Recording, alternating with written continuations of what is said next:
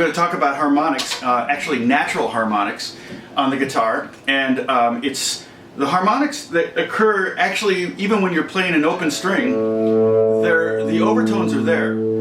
Harmonics on the guitar is kind of another name for overtones, and they're there. You just can't hear them because the open string is so dominant. But all those harmonics are there, and so we're going to just basically divide the guitar up into fractions, and we'll come up with all these different harmonics and what notes they actually are.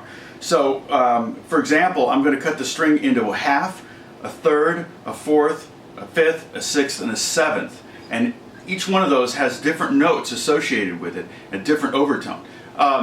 Overtone might be, like when I was a kid, I remember I got my first mic stand. I had a gooseneck. I don't know if you know what a gooseneck is, but it allowed you to bend the microphone into position. And I noticed that if you blew into it, it would create a pitch, and if you blew harder, the pitch would go up, and you blew harder again, it would go up again. And that's basically a natural overtone that happens. I mean, you've probably seen those tubes that you spin around over your head, and the faster you spin them, the higher the pitch goes. It's kind of the same thing. That's how a bugle works. And the harder you blow into a bugle, the higher the pitch, because there are no valves on a bugle. It's like a trumpet, but without the valves. Okay, so what we're going to do is we're going to divide the strings into sections, and then we're going to talk about what notes they are, okay? And I'm going to probably do another video on artificial harmonics, which would be making harmonics with both hands, using different tricks and things like that, and there's some cool stuff you can do with that. But let's talk about the natural ones. Okay, so open tuning, E, A, D, G, B, E, eat at Denny's, get bad eggs. If I go to the 12th fret and just lightly touch the string, right above the fret wire in this case, not where you would place your finger naturally, but above it, and don't push the string down, just touch the string, you get an E.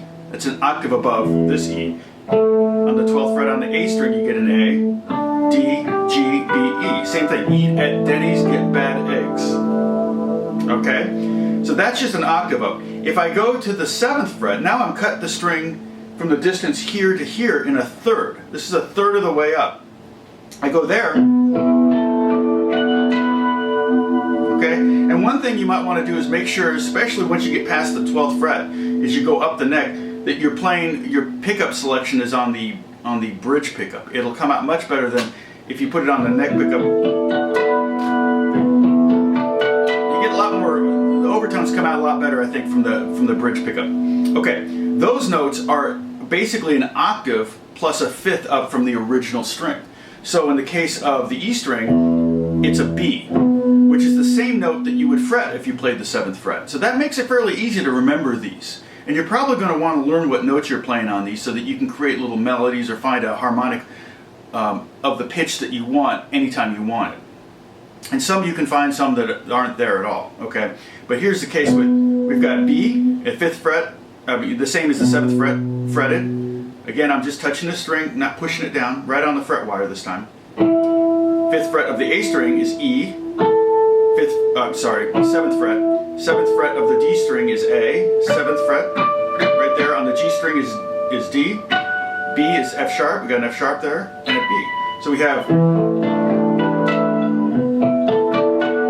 that's up a fifth and an octave. Okay, we cut the string into fourths. So we've done halfway point, the 1/3 point, and now the 1/4 point, and we're going to get 2 octaves.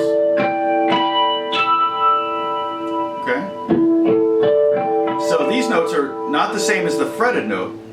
A little bit confusing there, but it's not the same as the fretted note. It's actually the same as the open string, but just up 2 octaves. So eat at Denny's, get bad eggs. Okay, we're going to cut, we've gone a half, a third, a fourth, now go to the 5th, and we're going to be basically, you kind of may have to find that sweet spot, but we're going to be basically over the 5th, or over the 4th fret. Okay, now these are going to be 2 octaves up plus a major third. It's kind of is it a tempered third? I'm not sure. There's guys that know all these terms. But it's actually more of a perfect third than how we normally tune the instrument. But this is close enough to get us in the range of what we might want. If I want to be a really high B, okay, I can find it right there. Okay, so these notes are the same as the fretted notes, but again, they're going to be way up, several octaves up. We have G sharp, C sharp, that is F sharp, B, D sharp, and G sharp again. Okay, and then the last one we do. Okay, we did the fourth. Let's see, we did the half, the third, the fourth, the fifth, and that's how we got the thirds of the open strings. And here we're going to get the, so we're 1/6 in now. If we cut the string into 6, we're going to end up just a little bit in front of the 2nd fret. Okay, so it's, or I'm sorry, just a little bit in front of the 3rd fret. Okay, I'm right there. So if I put it on the 3rd fret, it's just going to die. It's thud. But if I go just a little towards my other hand here, I'm getting 2 octaves and a 5th. So we have octave and a 5th, 2 octaves, 2 octaves and a 3rd, 2 octaves and a 5th. And here you can hear your little triad, which is what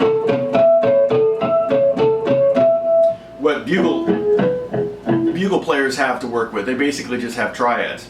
Okay, so and if I want to go, so again, that's a 5th. This is B, and this is going to be E. So it's the same as the open E string. On the 4th string, it's going to be A.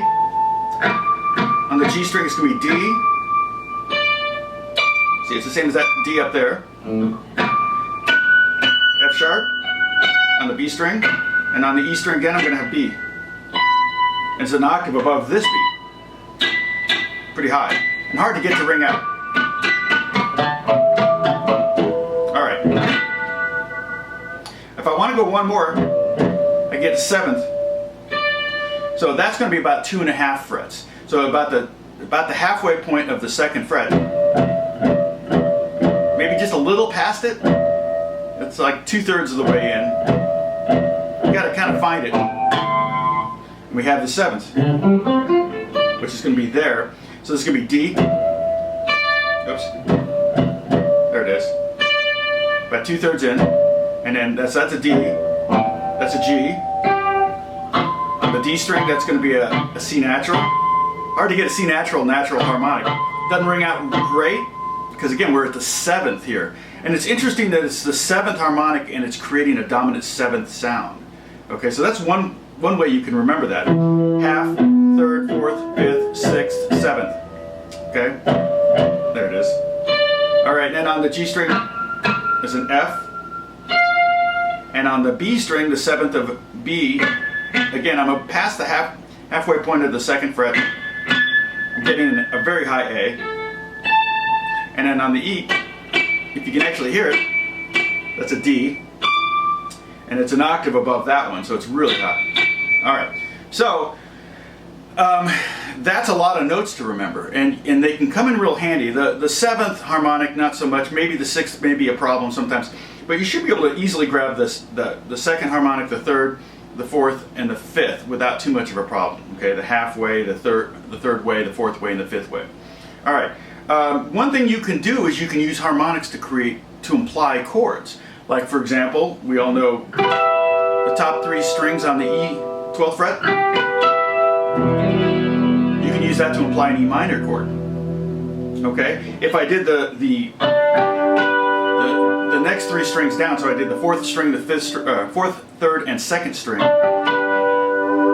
that would imply a G chord because it's G, B, D.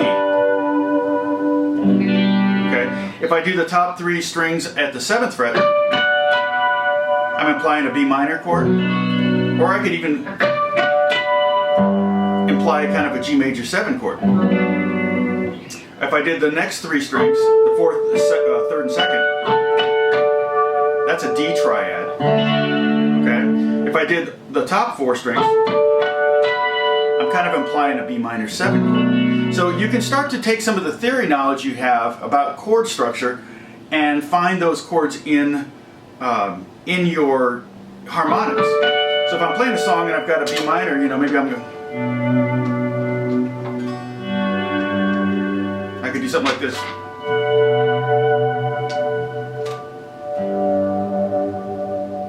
See that where I'm combining maybe my knowledge of what the strings are. I go even higher with the E minor.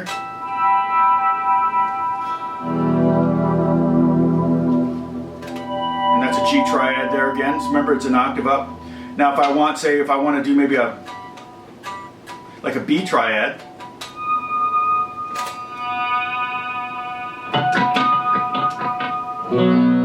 That's a B chord. Okay, I'll show you a trick. I'm going to do change tones. It's a trick I kind of discovered a long time ago. But what's interesting is, and I'm going to screw up my guitar because I'm going to throw it out of tune. I'm going to do a whammy bend. But remember we've got B's here. We've got a B here on the E string. Hold on a second. Get a little more volume.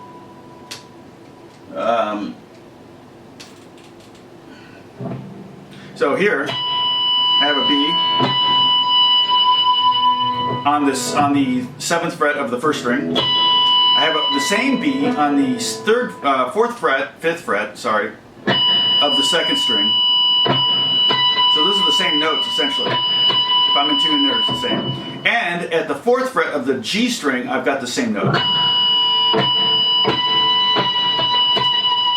Okay, so I can get all three of those at the same time. I can hit them like this. And then I notice something, that when I whammy down, the E string goes down slowly, like about a whole step.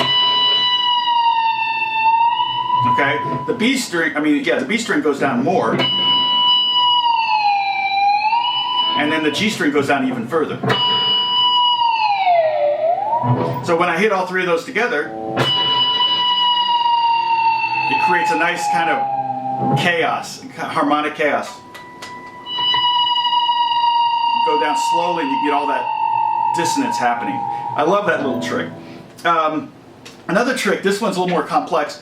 I learned from Eddie Van Halen somewhere, and basically he can create like an E7 chord by hitting on the bottom string, 4th fret, then the 5th fret of the A string, and then the 3rd fret of the bottom string, and then the 4th fret of the A string, and then the 5th fret of the D string, and then the 3rd fret of the A string, and then the 4th fret of the D string. Okay?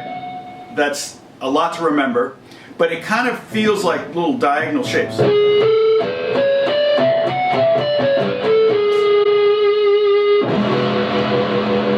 Okay?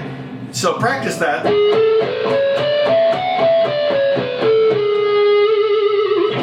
And you can move it down a string. And that would be basically an A9 chord. Okay, I just had to share that with you. There's so much I want to talk about with these. I'm definitely going to do a thing on artificial harmonics.